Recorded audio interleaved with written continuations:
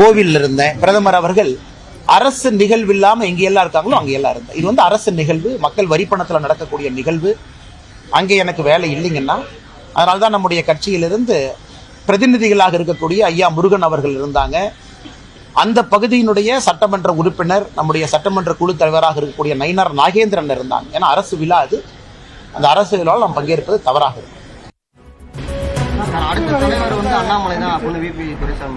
அப்படியாங்கண்ணா, அவர்கிட்ட தான் கேட்கணுங்கண்ணா.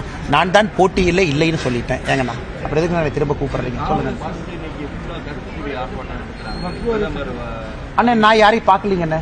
எனக்கு தெரிஞ்சு எந்த காங்கிரஸ் எங்கேயும் நான் பார்க்கல. எங்க நான் கருப்பூடி ஆர்ப்பாட்டம் பண்ணாங்க நான் பார்க்கல. சாரிங்க, எனக்கு தெரியாதுங்கண்ணா, தெரியாது. எத்தனை பேர் வந்தாங்கண்ணே? 10 பேரா? சென்னையில் 50 பேர் வருவாங்க. நான் மதுரை வந்து கூட்டம் அதிகமாயிடுச்சா கம்மியாயிடுச்சான்னு கேட்கறேன். சொல்லுங்க. மீண்டும் வந்து நீங்களே தலைவர் ஆகணும் அப்படின்னு சொல்லி பல பேர் சொல்றாங்க கட்சிக்குள்ளே இருக்கவங்க. அண்ணா, எங்க இருந்தாலும் என்னுடைய பணியை செய்யத்தானே போறேன், உங்களை பார்க்கத்தான் போறேன், கருத்துக்களை பேசத்தான் போறேன். என்னுடைய மனநிலையில் எந்த மாற்றமும் இல்லை. எப்படி நான் இன்னைக்கு இருக்கிறேனோ நாளைக்கு அதே மாதிரி தான் இருப்பேன். ஒரு சேர்ல உட்காரனால மாற போறது இல்லைங்கன்னா எப்பொழுதும் அதே போல் தான் இருப்பேன். அதனால பதவி வந்தாலும் மாற மாட்டேன், வராவிட்டாலும் மாற மாட்டேன். அதை பத்தி எப்ப உற்சாகமா அண்ணே அண்ணே ஒரே நிமிஷம் அண்ணே. தொண்டர்களோடு அண்ணா ஒரு நிமிஷம் அண்ணா, ஒரு நிமிஷம் பேசுறேன்.